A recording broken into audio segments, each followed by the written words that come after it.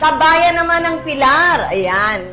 Ito, natutuwa sila, siyempre ipinagkakapuri dahil ang bayan ng Pilar ay conferred o ginawaran no, na unmodified opinion in the COA audit for calendar year 2024.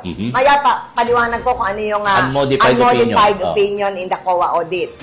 Dahil sa dedikasyon at sipag ng mga lokal na opisyal at kabuang workforce sa bayan ng Pilar, siyempre sa pangunguna ni Mayor Charlie Pizarro, ay ginawaran sila na unmodified opinion in the COA audit for calendar year 2024.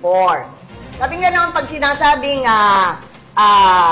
unmodified opinion, ang ibig sabihin nito, unqualified opinion. Positive assessment, no? Given by the auditor. They conclude that the company or the government agency ay yung kanilang financial assessment ay talagang napakaganda.